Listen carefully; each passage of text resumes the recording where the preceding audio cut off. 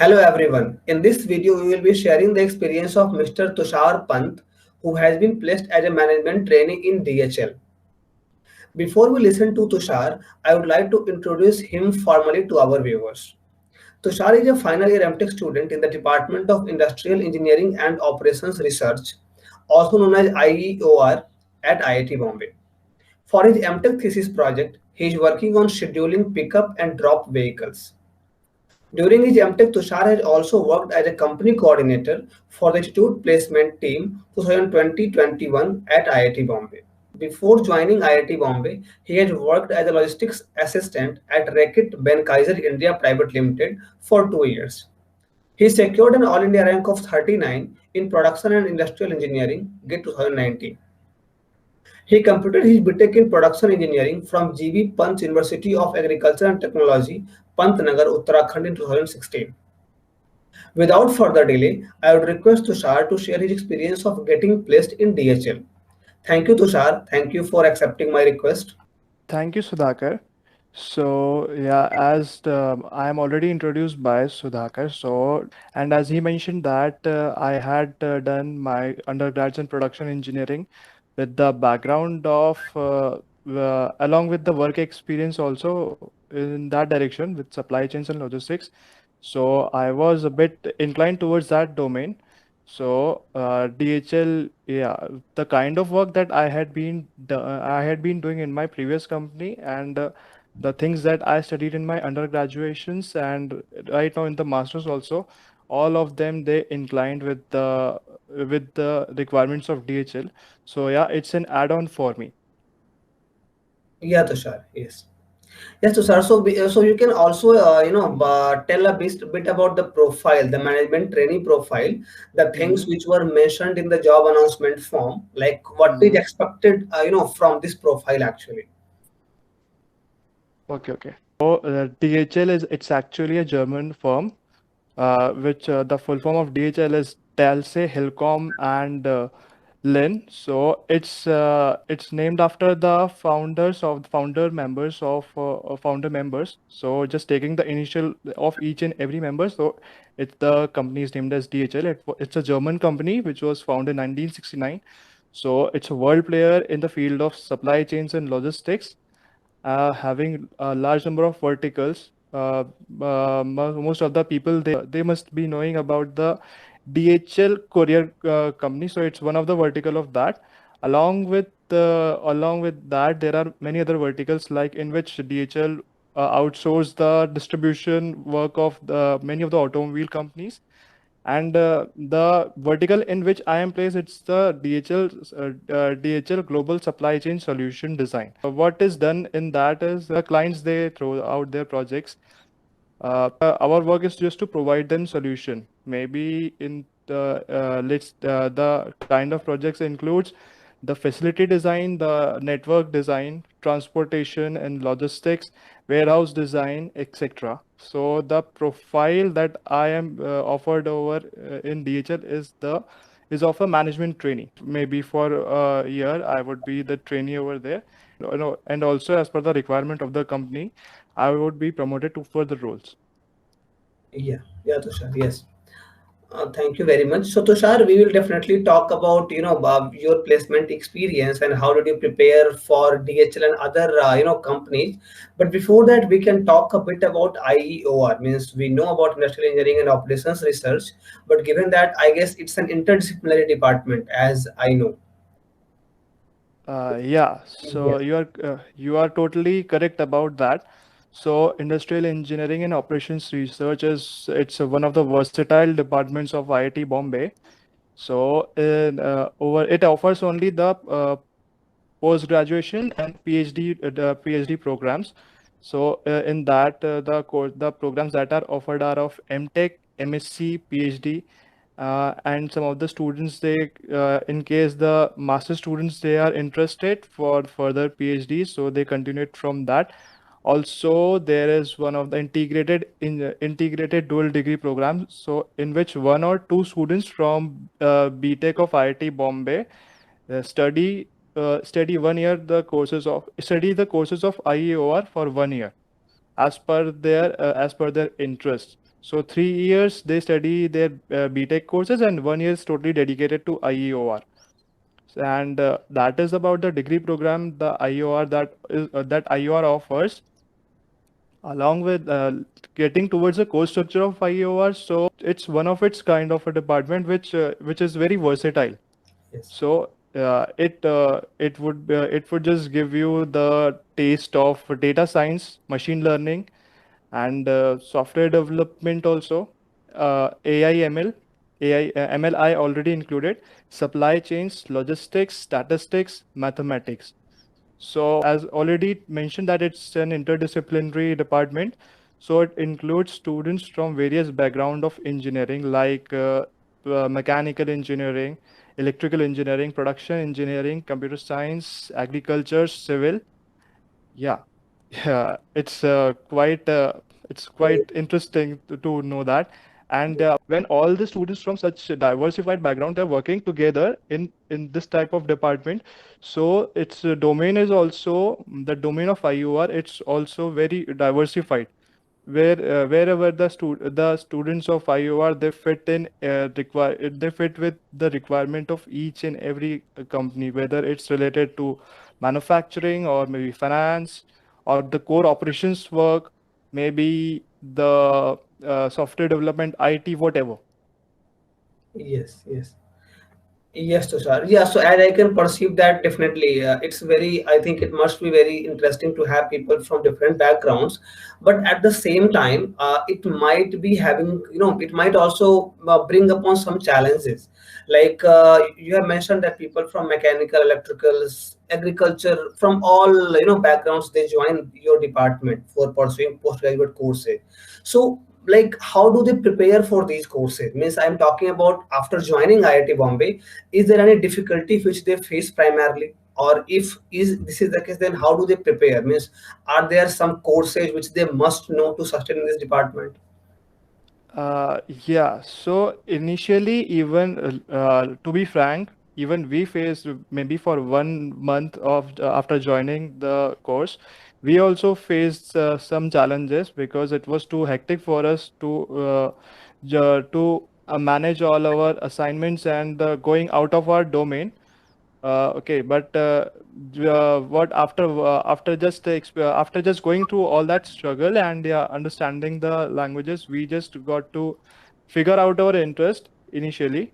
Means we studied for each and every course, but yeah, only as per our interest, as per the interest of our field, we understood those parts only to that extent that would be helpful for us.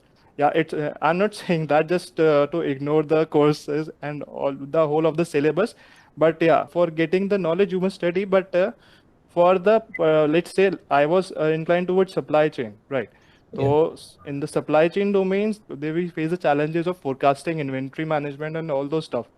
So taking those aspects and the different methodologies that are being applied in that domain, I studied for the current course. Let's say I'm studying probability, so I took that part seriously, that portion seriously, which have application upon which have the application upon the challenges faced in my field of interest. Yes, yes, yeah. Of course, once you miss, there are several, I think areas in which one can pursue their interest. So once you are sure about your interest, then you can choose your courses accordingly. Yeah. Yes, yes. Because YUR is of course a very good department, and as I have seen or at least heard from people from mechanical background, that they really want to get into this department.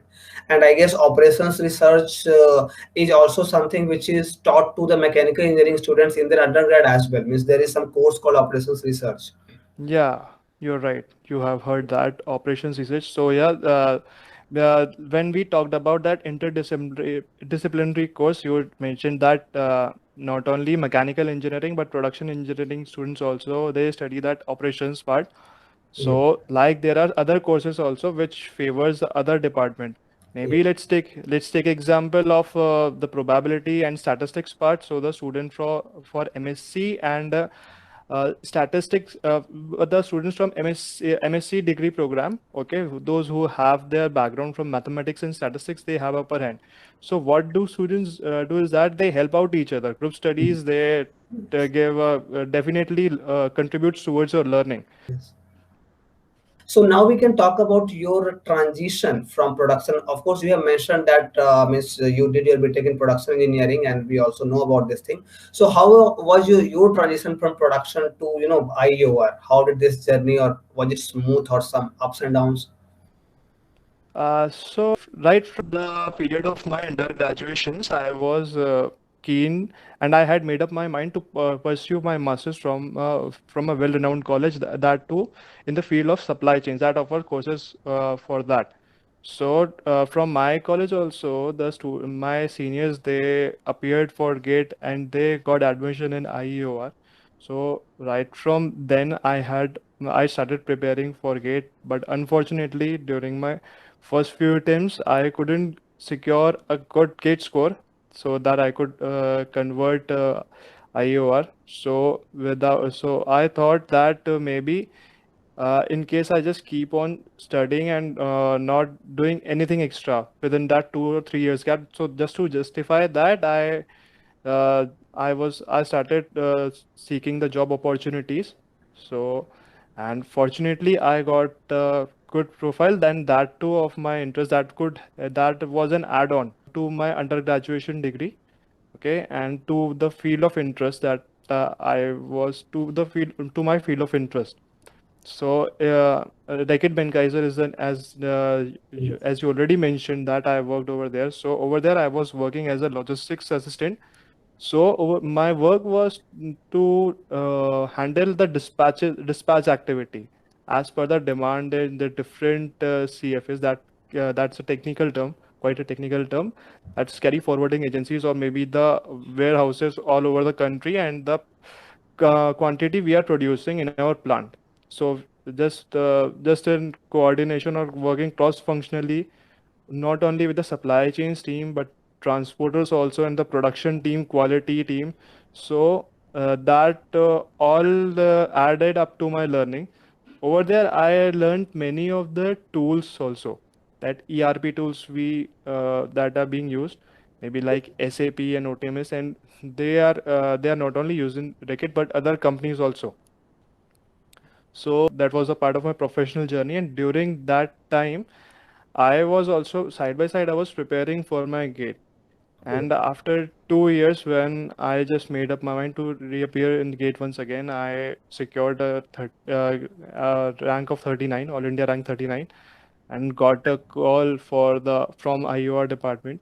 So I appeared for the test, and maybe after fourth or fifth round, I got my admission was confirmed. I got a call from IUR, and without any second thought, I accepted the offer and then continued my studies. And yeah, today it's where I am.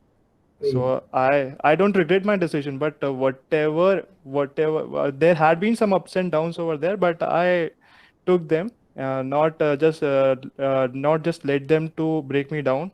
But took as a learning opportunity.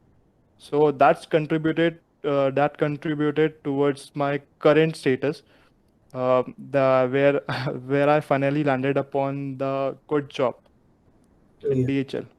Yes, definitely. Yeah, like you had a plan, you worked on it, even though there were some ups and downs, but you stood strong for yourself, and then you could get what you have been looking for actually. So I guess your journey will also help others to take decisions, and they would also be not be afraid of taking risks. Like in your case, after doing BTech, you went for a job, then again you wrote GATE, and finally you got admitted in IU or at IIT Bombay. So I think these things will help others as well, or I think this will motivate others as well. Yes, Tushar. Yeah. Yeah. Yeah, so regarding that also, I would just many of the students, they just feel down once they don't get a good rank or what. So I would just what I would for them, my message is that, so just be patient. Ups and downs are the part of life, and these things just make you strong. Okay, so that just GATE is not only GATE and maybe some other exams you are appearing. Maybe let's take example of CAT or maybe GMAT or maybe for MS you do GRE. So Mm. don't in case you fail in your initial attempt, so don't take that to your heart, but take it as a learning opportunity because in your life you may be facing very huge challenges which compared to the current one which you are facing, that no, we didn't get a good rank. Okay, so if you are just consistent and persistent towards your goal, definitely you are going to achieve. Not today, maybe tomorrow, but definitely you are going to do that. Yeah. Yes, very true, Tushar. Yes, Tushar. So now we can again, we can switch back to discussing your experience of getting placed in DHL. So we would like to know the steps which happened after signing the, JAF of DHL. Like, after you signed the JAF, then what was the steps that actually happened? So initially, when the JAF was being opened, so DHL was opened only for IOR department, as their work is inclined towards the supply chain and logistics field. So it's in the whole of the institute. IOR in the engineering discipline, IOR department is the only one that where this supply chain courses and works are going on, and all the all the students from institute, they take electives also, which are floated by IOR Yes. department. So yeah, so the company was knowing that, though, so that is why they allowed only IOR. And it was clearly mentioned in the JAF that they require the people from industrial engineering or operations research background or maybe supply chains. So this year the steps were just the resume filtering and interview, technical interview first, and then the HR interview. So So there was no test involved in this in the process. yeah, this year it wasn't. Maybe it must have been last year.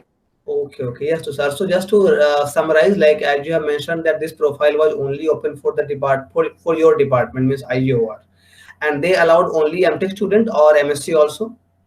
They allowed both the students, Okay, MSc, MTech, MTech. MSc. Okay, Yeah. they allowed both of them to apply. And okay, so after signing the JF, there was resume filtering, and Mhm. based on that resume, they shortlisted students for the interview. Yeah. Yeah, we will talk, about interview as we progress in detail. But before that, we can talk a bit about, your resume mainly, because I guess resume was the sole criteria for getting shortlisted, right? Mhm. So we can talk about your resume. And was there any CPI cutoff in that, Jeff? There wasn't any CPI cutoff. Okay, there was a They, CPA cut. yeah. Yes. So we can talk a bit about your resume, and given that you have been selected for DHL, and means we always talk about core, non-core. So people are a bit confused about core resume, non-core resume, 2 page, 1 page. So you can describe all these things from the perspective of your department, like what do people do in your department and how do they shape Mhm. their resume. And given that IUR is working on something, something unique and something different from other departments. Like they are working on logistics, supply chain, operations research. So, how to shape the resume? If you could please tell us a bit about those things. So yeah, in the resume, you must mention the strongest point you think of yours to be on the top. For my case, it was my professional experience. So in each and every resume, whether it was a one pager or two pager, I mentioned my professional experience, and after then I continued with my MTP and thesis and all those course projects and all, and some of the coursework also, because some of the companies, they are not aware of the coursework. So coursework and the online certifications, in case you have done that, those, and yeah, in case you have some POR, so that would just give you the that would just reflect your management skills. uh, that was it. And yeah, and last but not the least, it was the extracurricular activities. So it just for non-core type of work, when you apply, I would suggest to include all these. So that would just reflect that you are adaptable in any of the situation. Yeah. Okay, you are a versatile person, and not only you are workaholic, you can just you are just team player. You can be enthusiastic, and yeah, whenever the team is down, so you have the it shows that you may have those skills to cheer up the team. So Yeah. that is for the journal. Let's dive into the let's dive into this SCM, that is supply chain or OR profile. So over there, what I would say, uh, just mention the course with your projects that in case you have done your MTP or seminar towards that supply chain domain. So mention those on the top.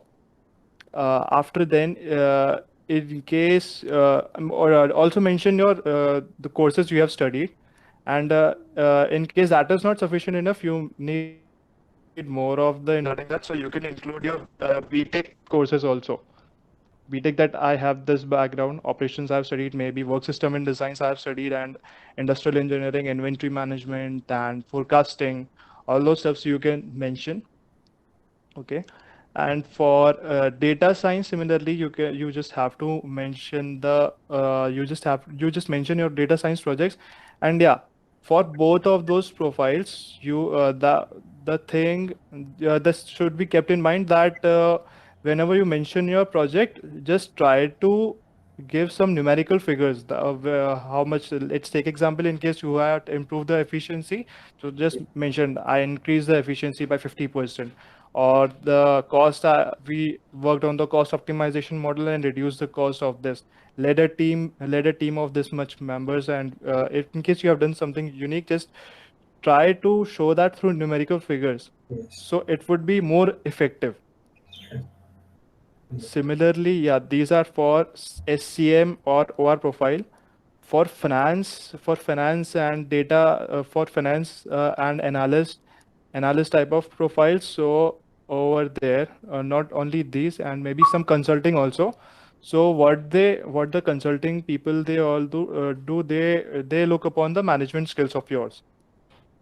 So just try to include more of those. Just try to mention your projects in a way that shows your management skills. Okay, just try to just maybe in case you showed the numerical figures, that's okay. But along with that, maybe mention we worked in a team of this much member, or led a team, or I spearheaded. Just use those impact words. Impact words should be used. Yeah. And yeah, because in finance and consulting firms, they just need people with good communication skills. So just be sure and aware about the about your grammatical errors. There shouldn't be any.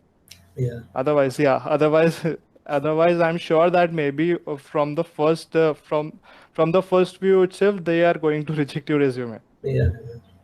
So these mistakes may sound very trivial, but these have a very strong impact on your resume. So you should be very careful while articulating or writing anything in your resume. Another thing, Tushar, of course, you have discussed about resume. So another thing is like, programming. So right now we all know that in this era, coding has become a must, and you must know coding if you want to have a good job. So how far is it true in your in your case, or at least in the case of your department students, like there also you require a very sound understanding of coding, or how is it like? So that coding for your courses and all those stuff, yeah, definitely you require that a little bit background.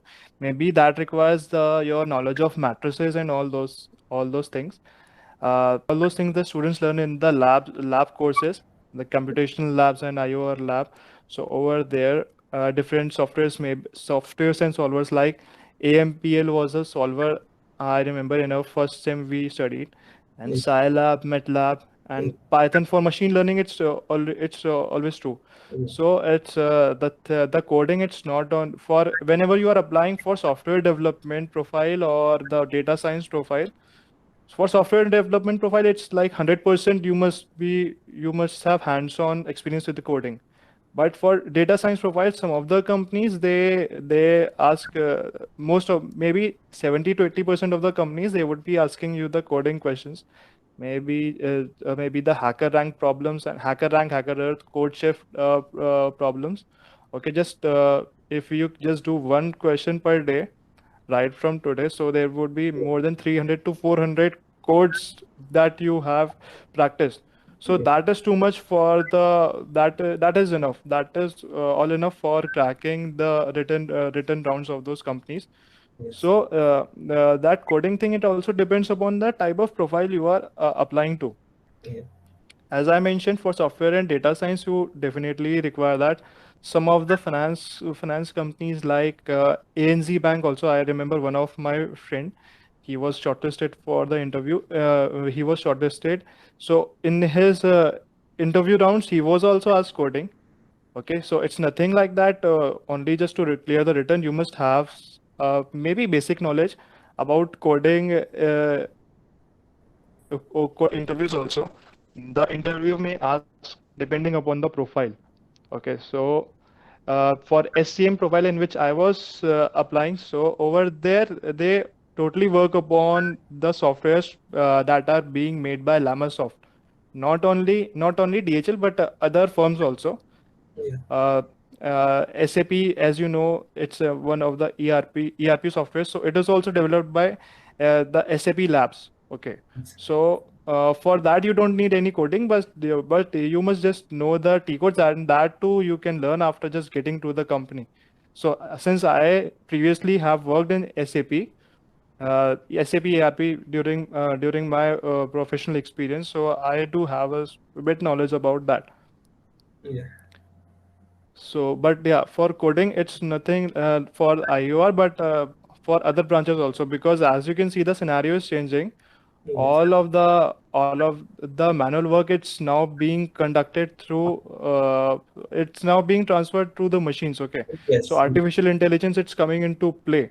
So for that, for just reducing your workload, or maybe to get just to reflect your results in a better way, you must know that coding.